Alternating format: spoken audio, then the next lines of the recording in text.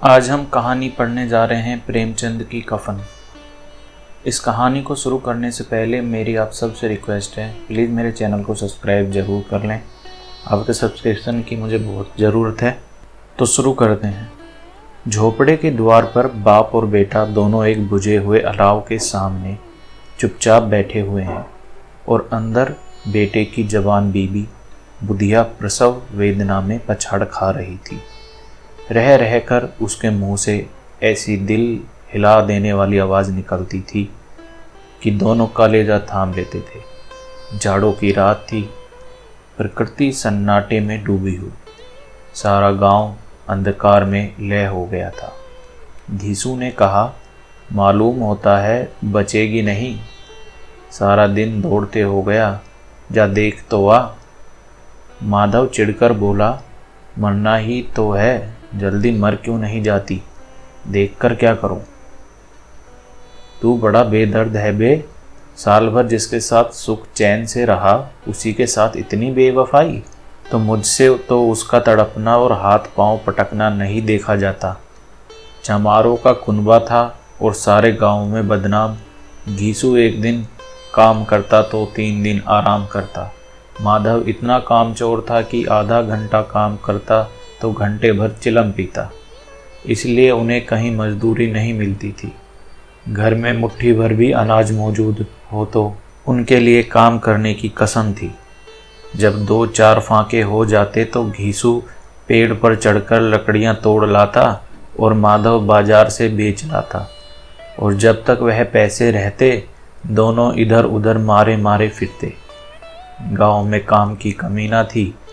किसानों का गांव था, मेहनती आदमी के लिए 50 काम थे, मगर इन दोनों को उसी वक्त बुलाते जब 2 आदमियों से एक का काम पाकर भी संतोष कर लेने के सिवा और कोई चारा ना होता। अगर दोनों साधु होते तो उन्हें संतोष और धैर्य के लिए संयम और नियम की बिल्कुल ज़रूरत ना होती। यह तो इनकी प्रकृति थी। विचित्र जीवन था इनका। घर में मिट्टी के 2-4 बर्तन के सिवा कोई संपत्ति नहीं। फटे चीथड़ों से अपनी नग्नता को ढाके हुए जिए जाते थे। संसार की चिंताओं से मुक्त, कर्ज से लदे हुए, गालियाँ भी खाते, मार भी खाते, मगर कोई गम नहीं। दीन इतने की वसूली की बिल्कुल आसाना रहने पर भी लोग इन्हें कुछ न कुछ कर्ज दे जाते थे। मटर आलू की फसल में दूसरे के खेतों से मटर या आलू उखाड़ लाते और भून भून कर खाते, या 10-5 ऊख उखाड़ लाते और रात को चूसते। घीसू ने इसी आकाश वृत्ति से 60 साल की उम्र काट दी, और माधव भी सपूत बेटे की तरह बाप के ही पद चिन्हों पर चल रहा था, बल्कि उसका नाम और भी उजागर कर रहा था। इस वक्त भी दोनों अलाव के सामने बैठकर आलू भून रहे थे, जो कि किसी खेत से खोद लाए थे। घीसू की स्त्री का तो बहुत दिन हुए देहांत हो गया था। माधव का ब्याह पिछले साल हुआ था। जब से यह औरत आई थी उसने इस खानदान में व्यवस्था की नींव डाली थी, और इन दोनों बेगैरतों का दोजक भरती रहती थी। जब से वह आई यह दोनों और भी आराम तलब हो गए थे, बल्कि कुछ अकड़ने भी लगे थे। कोई कार्य करने के बुलाता तो निर्ब्याज भाव से दुगनी मजदूरी मांगते। वही औरत आज प्रसव वेदना से मर रही थी, और यह दोनों इसी इंतजार में थे कि वह मर जाए तो आराम से सोएं। घीसू ने आलू निकालकर छीलते हुए कहा, जाकर देख तो क्या दशा है उसकी, चुड़ैल का फिसाद होगा और क्या। यहाँ तो ओझा भी 1 रुपया मांगता है। माधव को भय था कि वह कोठरी में गया तो घीसू आलूओं का बड़ा भाग साफ कर देगा। बोला, मुझे वहाँ जाते डर लगता है। डर किस बात का है, मैं तो यहाँ ही हूँ, तो तुम ही जाकर देखो ना। मेरी औरत जब मरी थी तो मैं 3 दिन तक उसके पास से हिला तक नहीं, और फिर मुझसे लजाएगी नहीं। जिसका कभी मुंह नहीं देखा आज उसका उगड़ा हुआ बदन देखो, उसे तन की सुध भी तो ना होगी। मुझे देख लेगी तो खुलकर हाथ पांव भी ना पटक सकेगी। मैं सोचता हूँ कोई बाल बच्चा हुआ तो क्या होगा। सौंठ गुड़ तेल कुछ भी तो नहीं है घर में, सब कुछ आ जाएगा भगवान दे तो। जो लोग अभी 1 पैसा नहीं दे रहे हैं वे कल ही बुलाकर रुपये देंगे। मेरे 9 लड़के हुए, घर में कभी कुछ ना था, मगर भगवान ने किसी न किसी तरह बेड़ा पार ही लगाया। जिस समाज में रात दिन मेहनत करने वालों की हालत उनकी हालत से कुछ बहुत अच्छी ना थी, और किसानों के मुकाबले में वे लोग जो किसानों की दुर्बलताओं से लाभ उठाना जानते थे कहीं ज़्यादा संपन्न थे, वहाँ इस तरह की मनोवृत्ति का पैदा हो जाना कोई अचरज की बात न थी। हम तो कहेंगे घीसू किसानों से कहीं ज़्यादा विचारवान था, और किसानों के विचार शून्य समूह में शामिल होने के बदले बैठकबाजों की कुछ सत्ती मंडली में जा मिला था। हाँ, उसमें यह शक्ति ना थी कि बैठकबाजों के नियम और नीति का पालन करता, इसलिए जहाँ उसकी मंडली के और लोग गांव के सरगना और मुखिया बने हुए थे, उस पर सारा गांव उंगली उठाता था। फिर भी उसे यह तस्कीन तो थी ही कि अगर वह फटे हाल है तो कम से कम उसे किसानों की सी जी तोड़ मेहनत तो नहीं करनी पड़ती। उसकी सरलता और निरीहता से दूसरे लोग बेजा फ़ायदा तो नहीं उठाते। दोनों आलू निकाल निकाल कर जलते जलते खाने लगे। कल से कुछ नहीं खाया था, इतना सब्र ना था कि ठंडा हो जाने दे। कई बार दोनों की ज़बानें जल गई। छिल जाने पर आलू का बाहरी हिस्सा ज़बान, हलक और तालू को जला देता था, और उस अंगारे को मुंह में रखने से ज़्यादा खैरियत इसी में थी कि वह अंदर पहुंच जाए। वहाँ उसे ठंडा करने के लिए काफ़ी सामान थे, इसीलिए दोनों जल्द जल्द निगल जाते। हालांकि इस कोशिश में उनकी आंखों से आंसू निकल आते। घीसू को उस वक्त ठाकुर की बारात याद आई जिसमें 20 साल पहले वह गया था। उस दावत में उसे जो तृप्ति मिली थी वह उसके जीवन में एक याद रखने लायक बात थी, और आज भी उसकी याद ताज़ा थी। बोला वह भोज नहीं भूलता। तब से फिर उस तरह का खाना और भरपेट नहीं मिला।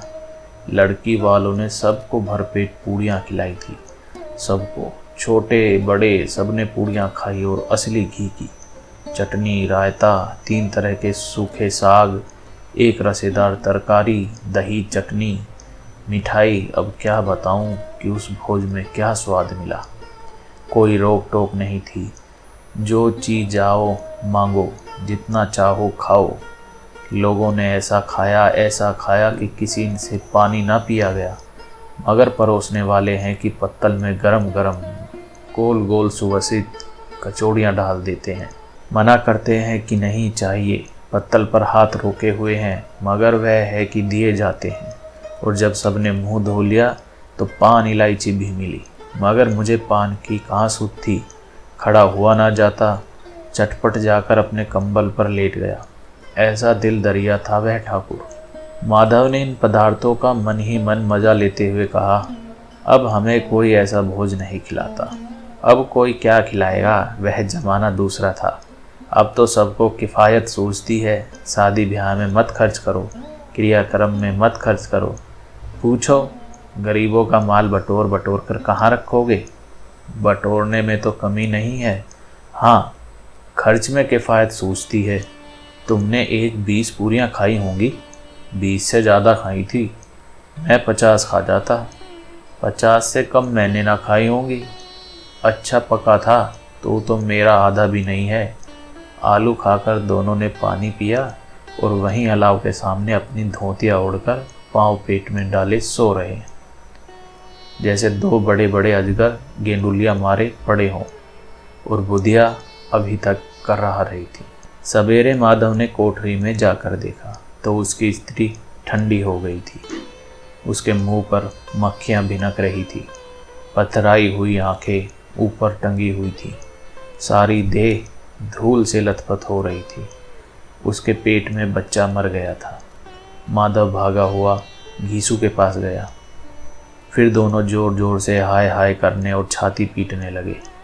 पड़ोस वालों ने यह रोना धोना सुना तो दौड़ते हुए आए। पुरानी मर्यादा के अनुसार इन अभागों को समझाने लगे, मगर ज़्यादा रोने पीटने का अवसर ना था। कफन की और लकड़ी की फिक्र करनी थी। घर में तो पैसा इस तरह गायब था जैसे चील के घोंसले में मांस। बाप बेटे रोते हुए गांव के जमींदार के पास गए।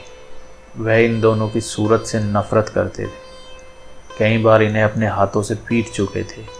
चोरी करने के लिए, वादे पर काम पर आने के लिए, पूछा, क्या है बे घिसुआ, रोता क्यों है? अब तो तू कहीं दिखलाई भी नहीं देता, मालूम होता है इस गांव में रहता ही नहीं।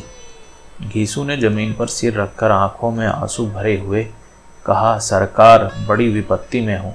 माधव की घरवाली रात को गुजर गई, रात भर तड़पती रही सरकार। हम दोनों उसके सिरहाने बैठे रहे, दवा दारू जो कुछ हो सका सब कुछ किया, मुदा वह हमें दगा दे गई। अब कोई एक रोटी देने वाला भी न रहा मालिक, तबाह हो गए, घर उजड़ गया। आपका गुलाम हूँ, अब आपके सिवा कौन उसकी मिट्टी पार लगाएगा। हमारे हाथ में तो जो कुछ था वह सब तो दवा दारू में उड़ गया। सरकार ही की दया होगी तो उसकी मिट्टी उठेगी, आपके सिवा किसके द्वार पर जाऊं। जमींदार साहब दयालु थे, मगर घीसू पर दया करना काले कंबल पर रंग चढ़ाना था। जी में तो आया कह दें, चल दूर हो यहाँ से। यूँ तो बुलाने से भी नहीं आता, आज जब गरज पड़ी तो आकर खुशामद कर रहा है। हरामखोर कहीं का, बदमाश। लेकिन यह क्रोध या दंड देने का अवसर न था। जी में कुड़ते हुए 2 रुपए निकालकर फेंक दिए, मगर सांत्वना का एक शब्द भी मुंह से ना निकला। उसकी तरफ ताका तक नहीं, जैसे सिर का बोझ उतारा हो। जब जमींदार साहब ने 2 रुपए दिए तो गांव के बनिए महाजनों को इनकार का साहस कैसे होता। घीसू जमींदार के नाम का ढिंडोरा भी पीटना जानता था। किसी ने 2 आने दिए, किसी ने 4 आने। 1 घंटे में घीसू के पास 5 रुपए की अच्छी रकम जमा हो गई। कहीं से अनाज मिल गया, कहीं से लकड़ी, और दोपहर को घीसू और माधव बाजार से कफन लाने चले। इधर लोग बांस वास काटने लगे। गांव की नरमदिल स्त्रियां आ आकर लाश देखती थी और उसकी बेकसी पर 2 बूंद आंसू गिराकर चली जाती थी। बाजार में पहुंचकर घीसू बोला, लकड़ी तो उससे जलाने भर को मिल गई है, क्यों माधव? माधव बोला, हाँ लकड़ी तो बहुत है, अब कफन चाहिए। तो चलो कोई हल्का सा कफन ले लें। हाँ और क्या, लाश उठते उठते रात हो जाएगी, रात को कफन कौन देखता है। कैसा बुरा रिवाज है कि जिसे जीते जी तन ढांकने को चीथड़ा भी ना मिले, उसे मरने पर नया कफन चाहिए। कफन लाश के साथ जल ही तो जाता है, और क्या रखा रहता है। यही 5 रुपए पहले मिलते तो कुछ दवा दारू कर लेते। दोनों एक दूसरे के मन की बात ताड़ रहे थे। बाजार में इधर उधर घूमते रहे, कभी इस बाजार की दुकान पर गए, कभी उस दुकान पर। तरह तरह के कपड़े रेशमी और सूती देखे, मगर कुछ जचा नहीं। यहाँ तक कि शाम हो गई, तब दोनों ना जाने किस देवी प्रेरणा से एक मधुशाला के सामने जा पहुँचे और जैसे किसी पूर्व निश्चित व्यवस्था से अंदर चले गए। वहाँ जरा देर तक दोनों असमंजस में खड़े रहे। फिर घीसू ने गद्दी के सामने जाकर कहा, साहू जी 1 बोतल हमें भी देना। उसके बाद कुछ चिखोना आया, तली हुई मछली आई और दोनों बरामदे में बैठकर शांतिपूर्वक पीने लगे। कई कुंजिया ताबड़तोड़ पीने के बाद दोनों सुरूर में आ गए। घीसू बोला, कफन लगाने से क्या मिलता, आखिर जल ही तो जाता, कुछ बहू के साथ तो ना जाता। माधव आसमान की तरफ देखकर बोला, मानो देवताओं को अपनी निष्पापता का साक्षी बना रहा हो। दुनिया का दस्तूर है, नहीं लोग भावनों को 1000 रुपए क्यों दे देते हैं। कौन देखता है परलोक में मिलता है या नहीं। बड़े आदमियों के पास धन है फूके, हमारे पास फूकने को क्या है। लेकिन लोगों को जवाब क्या दोगे? लोग पूछेंगे नहीं कफन कहाँ है। घीसू हंसा, अबे कह देंगे कि रुपये कमर से खिसक गए, बहुत ढूंढा मिले नहीं। लोगों को विश्वास ना आएगा, लेकिन फिर वही रुपए देंगे। माधव भी हंसा इस अनपेक्षित सौभाग्य पर। बोला, बड़ी अच्छी थी बेचारी, मरी तो खूब खिला पिलाकर। आधी बोतल से ज़्यादा उड़ गई। घीसू ने 2 सेर पूड़ियाँ मंगाई, चटनी, अचार, कलेजियाँ। शराब खाने के सामने ही दुकान थी। माधव लपक कर 2 पत्तलों में सारे सामान ले आया। पूरा 1.5 रुपया खर्च हो गया, सिर्फ थोड़े से पैसे बचे रहे। दोनों इस वक्त इस शान में बैठे पूड़ियाँ खा रहे थे जैसे जंगल में कोई शेर अपना शिकार उड़ा रहा हो। ना जवाबदेही का खौफ था, ना बदनामी का फिक्र। इन सब भावनाओं को उन्होंने बहुत पहले ही जीत लिया था। घीसू दार्शनिक भाव से बोला, हमारी आत्मा प्रसन्न हो रही है तो क्या उसे पुण्य ना होगा? माधव ने श्रद्धा से सिर झुकाकर तस्दीक की, जरूर से जरूर होगा। भगवान, तुम अंतर्यामी हो, उसे बैकुंठ ले जाना। हम दोनों हृदय से आशीर्वाद दे रहे हैं। आज जो भोजन मिला वह कभी उम्र भर ना मिला।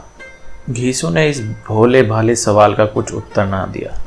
वह परलोक की बातें सोचकर इस आनंद में बाधा ना डालना चाहता था। जो वहाँ हम लोगों से पूछे कि तुमने कफन क्यों नहीं दिया तो क्या कहोगे? कहेंगे तुम्हारा सिर। पूछेगी तो जरूर, तू कैसे जानता है कि उसे कफन ना मिलेगा? तू मुझे ऐसा गधा समझता है? 60 साल क्या दुनिया में घास खोदता रहा हूँ। उसको कफन मिलेगा और बहुत अच्छा मिलेगा। माधव को विश्वास न आया। बोला, कौन देगा? रुपए तो तुमने चट कर दिए। वह तो मुझसे पूछेगी। उसकी मांग में तो सेंदूर मैंने डाला था। कौन देगा? बताते क्यों नहीं? वही लोग देंगे जिन्होंने अब की दिया। हाँ, अब की रुपए हमारे हाथ ना आएंगे। ज्यों ज्यों अंधेरा बढ़ता था और सितारों की चमक तेज होती थी, मधुशाला की रौनक भी बढ़ती जाती थी।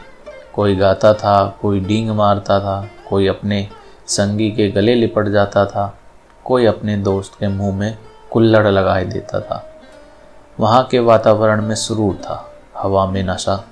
कितने तो यहाँ आकर एक चुल्लू में मस्त हो जाते थे। शराब से ज़्यादा यहाँ की हवा उन पर नशा करती थी। जीवन की बाधाएं यहाँ खींच लाती थी और कुछ देर के लिए यह भूल जाते थे कि वे जीते हैं या मरते हैं, या ना जीते हैं ना मरते हैं। और यह दोनों बाप बेटे अब भी मज़े ले लेकर चुस्कियाँ ले रहे थे। सबकी निगाहें इनकी ओर जमी हुई थी। दोनों कितने भाग्य के बली हैं। पूरी बोतल बीच में है। भरपेट खाकर माधव ने बची हुई पूड़ियों का पत्तल उठाकर एक भिखारी को दे दिया, जो खड़ा इनकी ओर भूखी आंखों से देख रहा था और देने के गौरव, आनंद और उल्लास का अपने जीवन में पहली बार अनुभव किया। घीसू ने कहा, ले जा, खूब खा और आशीर्वाद दे। जिसकी कमाई है वह तो मर गई, मगर तेरा आशीर्वाद उससे जरूर पहुंचाएगा। रोए रोए से आशीर्वाद दो, बड़ी गाढ़ी कमाई के पैसे हैं। माधव ने फिर आसमान की तरफ देखकर कहा, वह बैकुंठ में जाएगी दादा, बैकुंठ की रानी बनेगी। घीसू खड़ा हो गया और जैसे उल्लास की लहरों में तैरता हुआ बोला, हाँ बेटा, बैकुंठ में जाएगी। किसी को सताया नहीं, किसी को दबाया नहीं। मरते मरते हमारी ज़िंदगी की सबसे बड़ी लालसा पूरी कर गई। वह ना बैकुंठ जाएगी तो क्या ये मोटे मोटे लोग जाएंगे, जो गरीबों का दोनों हाथों से लूटते हैं और अपने पाप को धोने के लिए गंगा में नहाते हैं और मंदिरों में जल चढ़ाते हैं। श्रद्धालुता का यह रंग तुरंत ही बदल गया। अस्थिरता नशे की खासियत है। दुख और निराशा का दौर हुआ। माधव बोला, मगर दादा बेचारी ने जिंदगी में बड़ा दुख भोगा, कितना दुख झेल कर मरी। वह आंखों पर हाथ रखकर रोने लगा, चीखे मार मार कर। घीसू ने समझाया, क्यों रोता है बेटा? खुश हो कि वह माया जाल से मुक्त हो गई, जंजाल से छूट गई। बड़ी भाग्यवान थी जो इतनी जल्दी मोह माया से बंधन तोड़ दिए। और दोनों खड़े होकर गाने लगे, ठगीनी क्यों नैना झमकावे ठगीनी।